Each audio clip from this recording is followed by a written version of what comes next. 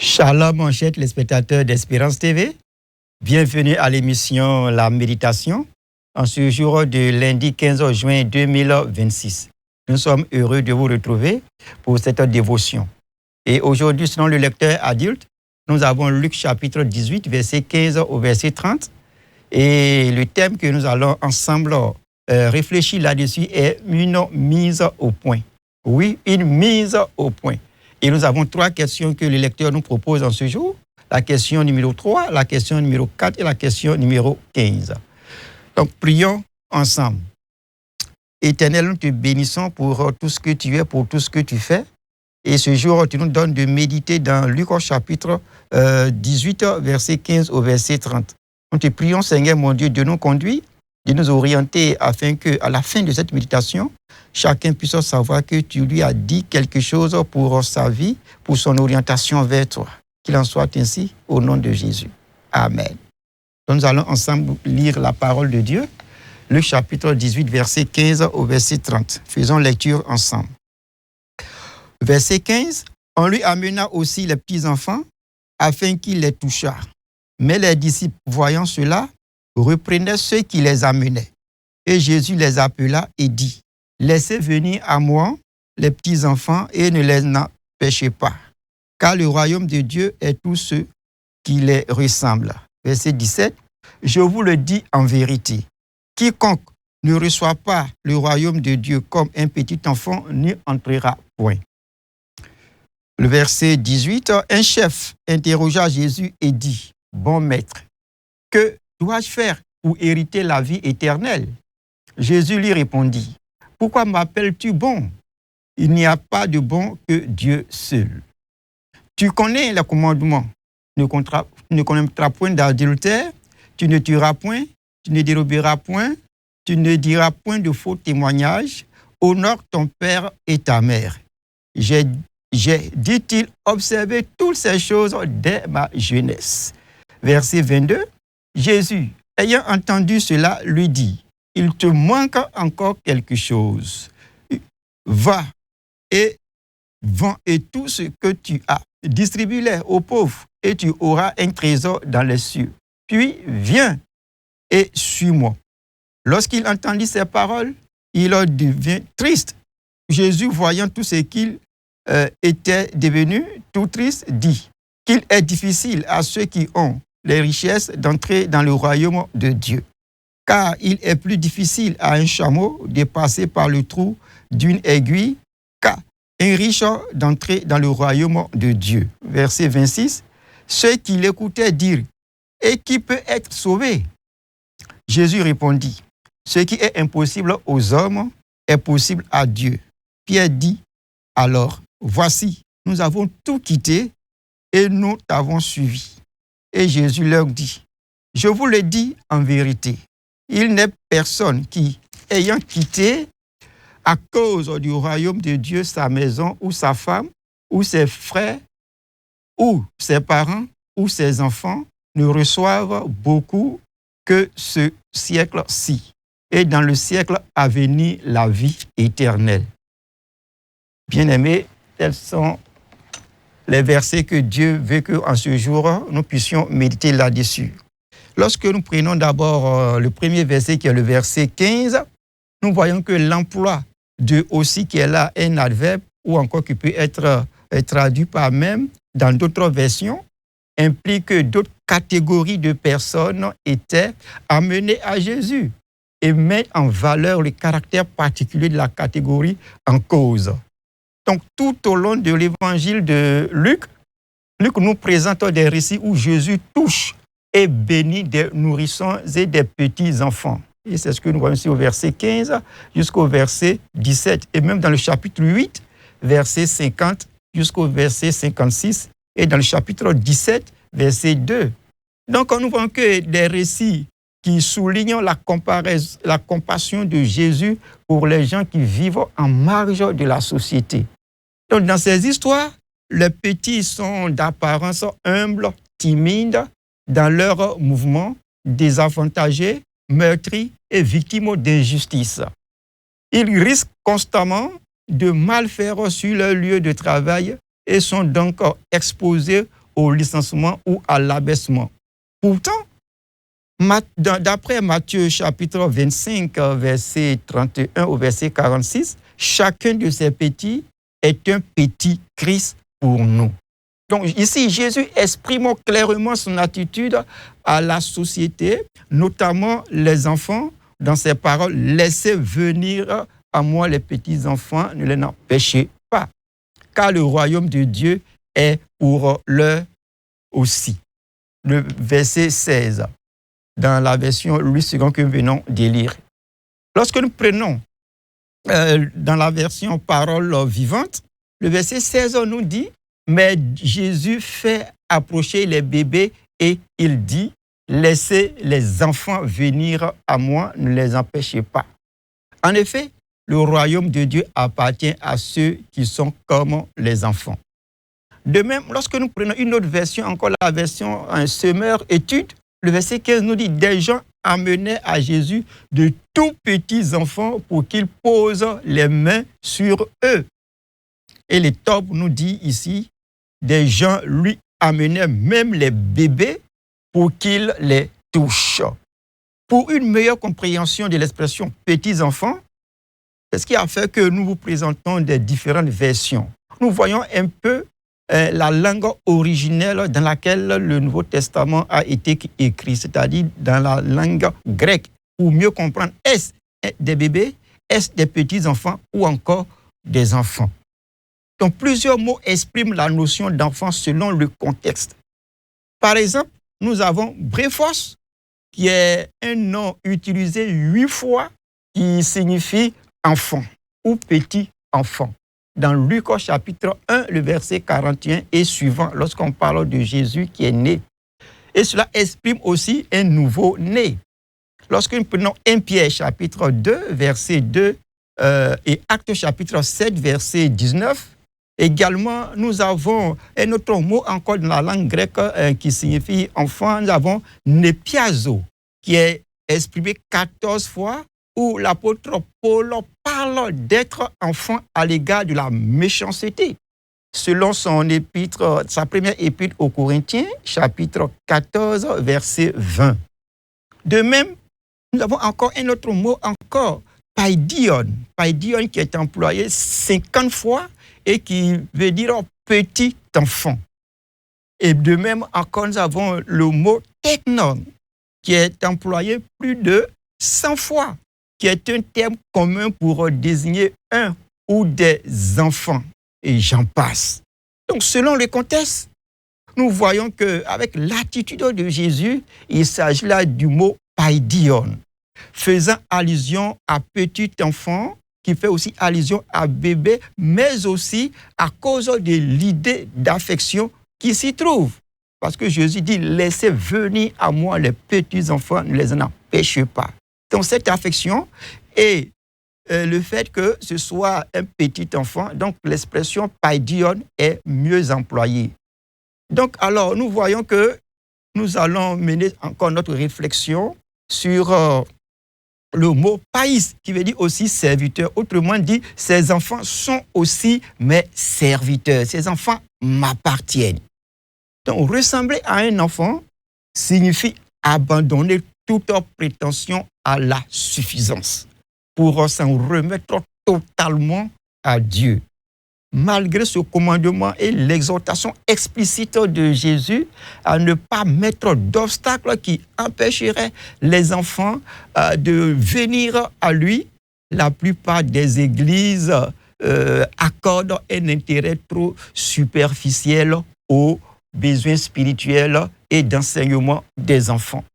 Trop souvent, les églises consacrent la presque totalité de leur énergie, de leur argent et de leur temps au service des adultes, alors qu'elles ne réservent qu'une attention minimale aux enfants, et cela principalement à l'école du dimanche, dans les églises où nous avons les écoles du dimanche.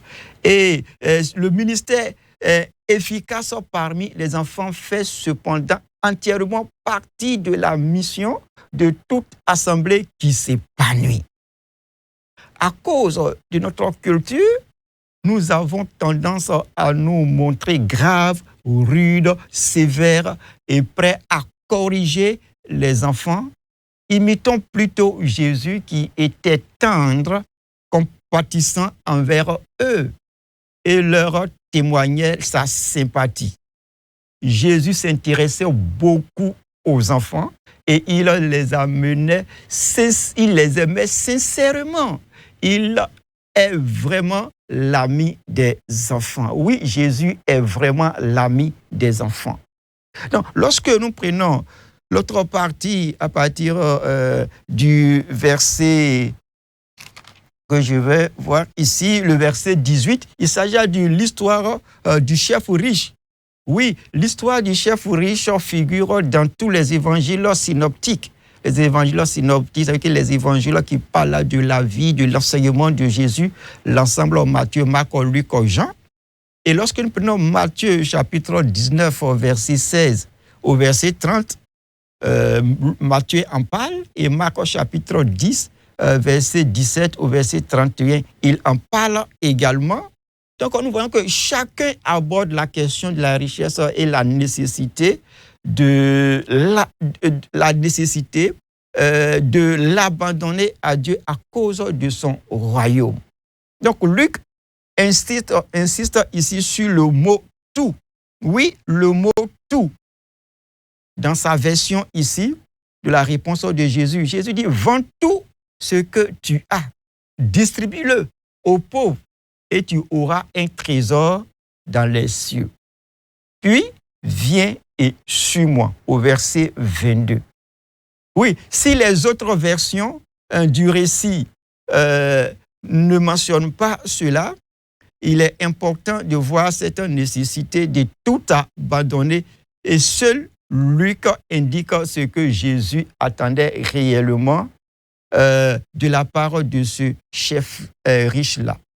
Mais le chef n'était pas prêt à faire ce que Jésus lui recommandait, comme nous voyons le verset 23.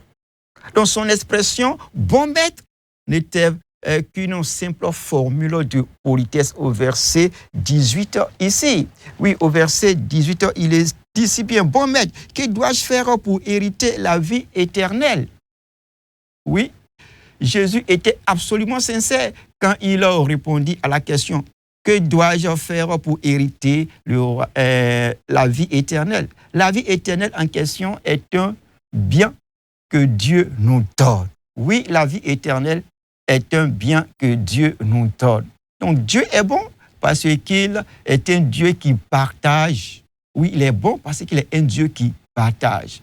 Donc dans la culture africaine, on dit qu'une personne est bonne lorsqu'elle se donne aux autres. Oui, une personne est bonne lorsqu'elle se donne aux autres et leur est utile.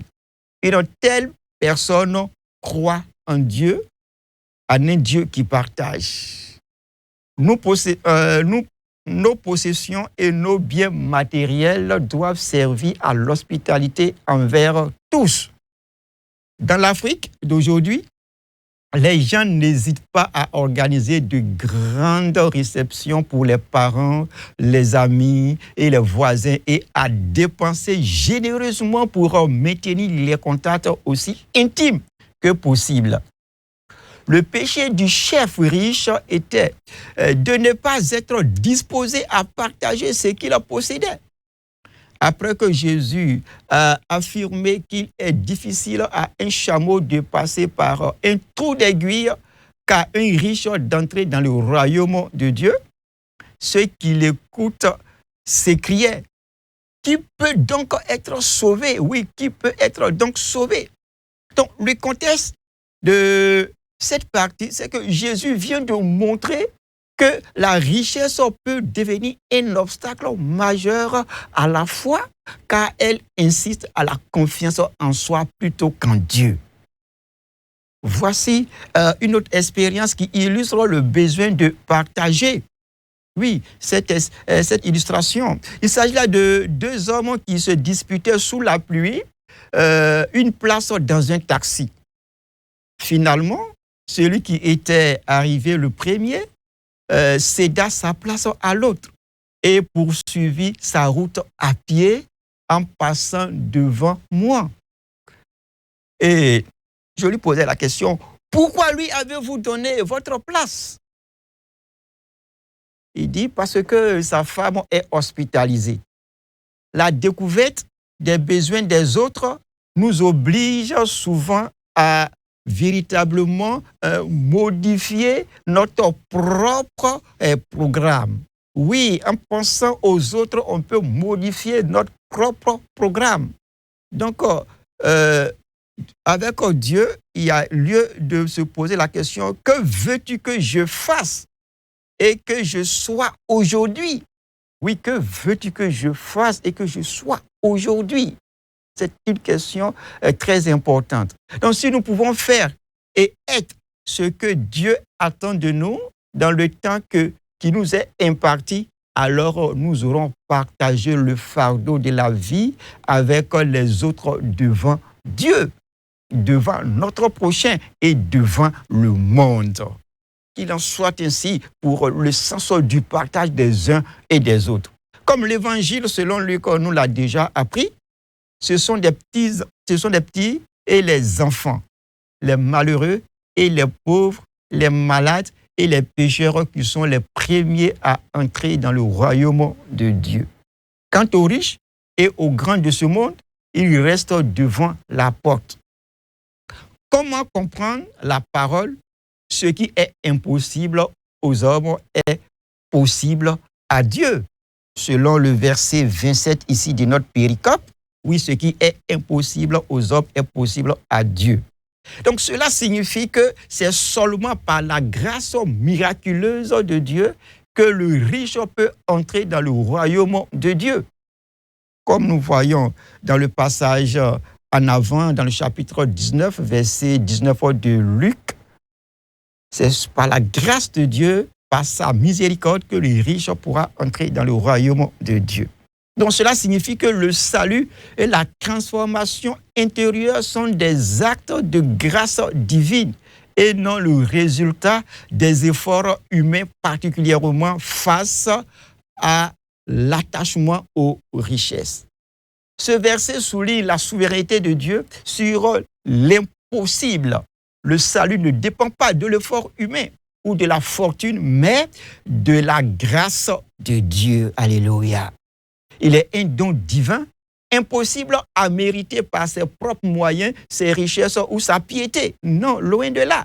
Il est vraiment nécessaire que nous puissions dépendre totalement de Dieu. Les richesses constituent un tel obstacle et elles sont si difficiles à abandonner que c'est un vrai miracle quand un riche y renonce et devient un frère ou une sœur et un disciple. La parole, il y a plus de bonheur à donner qu'à recevoir selon le livre d'Actes des Apôtres, chapitre 20, le verset 35. Et quand il y a ce bonheur à donner, cela sert de bonne conclusion au récit que Luc donne ici aux riches. Donc après avoir expliqué ces versets qui nous incombent en ce jour pour la méditation, nous voyons que nous pouvons subdiviser ce passage-là en trois grands mouvements. Le premier mouvement part du verset 15 jusqu'au verset 17 et que j'ai intitulé « Jésus et les petits-enfants ». Oui, Jésus et les petits-enfants. Et le deuxième mouvement part du verset 18 jusqu'au verset 27, que j'ai intitulé « Jésus et le jeune homme riche ». Et la dernière partie de notre péricope part du verset 28 jusqu'au verset 30, l'héritage de la vie éternelle. Oui, l'héritage de la vie éternelle. Et comme je le disais en entame de cette méditation, nous avons trois questions. La question numéro 3, y a-t-il un exemple à suivre ou un exemple à ne pas suivre? Oui, dans cette péricope, nous avons des exemples à suivre. L'exemple à suivre ici, c'est l'exemple de ceux qui ont amené leurs petits-enfants, les bébés, selon le contexte ici, auprès de Jésus. Donc, l'exemple à suivre, c'est de faire connaître Jésus aux enfants, faire connaître Jésus à nos petits-enfants. Ne les mettons pas à la maison lorsque nous partons à des rencontres, lorsque nous partons à des moments de prière. Il faut faire connaître ces enfants-là à Dieu. Et la question numéro 4, y a-t-il un ordre auquel obéir? Oui, au verset 16, nous avons ici un ordre que nous devons obéir. Laissez venir à Jésus les enfants et ne pas les empêcher. C'est un ordre, il faut les laisser venir à Jésus. Et la question numéro 7, quelle vérité Dieu me révèle-t-il ici? Oui, la vérité au verset 16 est que le royaume de Dieu est pour ceux qui sont semblables aux enfants. Oui, le royaume de Dieu est semblable, est pour ceux qui sont semblables aux enfants. Oui, bien-aimés, à travers cette méditation, il y a quelques leçons que nous pouvons tirer. L'une des leçons est que le but de l'action des gens qui amènent des bébés à Jésus est d'obtenir une bénédiction de sa part. Oui, cherchons que nos enfants soient bénis par l'Éternel, bénis par Jésus. Et l'autre leçon encore, c'est qu'il faut valoriser nos enfants. Oui, il faut valoriser nos enfants. Il faut leur montrer le chemin d'accès à Dieu. Et cela est gratuit. Donc, de même, quiconque veut avoir accès au royaume des cieux doit avoir une attitude d'enfant. Oui, l'humilité, être dépendant de Dieu. Oui, avoir l'attitude d'un enfant est caractérisé par la dépendance et la confiance en Dieu. Donc Jésus renverse la logique humaine où l'importance prime, affirmant véritablement que la foi simple et sans prétention est la clé pour entrer dans le royaume de Dieu. Oui, la foi simple est celle qui nous permet d'entrer dans le royaume des cieux. Bien-aimés, chers téléspectateurs, après tout ce que nous avons eu à dire en suivant la méthode OIA, observation, interprétation et application, nous allons ensemble prier pour ce que nous avons reçu encore en ce moment dans la méditation. Prions ensemble. Seigneur, nous te bénissons pour ce que Luc vient de nous révéler ici, en ce que les enfants ont leur place dans ton royaume. Les enfants ont besoin de te connaître. Et nous, les parents, c'est nous qui devons leur ouvrir cette porte-là pour qu'ils s'approchent de toi, pour qu'ils viennent à toi. C'est pourquoi, Père, nous te prions pour les parents qui ont des armées dans leur marche avec toi. Laisse les enfants à la maison et vont te chercher. Je prie qu'à travers cette méditation, tu puisses agir dans leur cœur pour que ces parents partent à ta rencontre avec leurs enfants, pour que ces enfants puissent te rencontrer, puissent avoir une rencontre personnelle avec toi. Merci de nous aider, de nous conduire, et que sur ton nom soit béni. C'est au nom de notre Seigneur Sauveur Jésus-Christ que nous venons de prier. Amen. Oui, bien-aimés chers téléspectateurs, nous avons fini notre méditation. Et le lecteur de la Bible pour la méditation de ce jour, vous pouvez vous référer à la page 75 pour le lecteur adulte. Que Dieu vous bénisse et à la prochaine.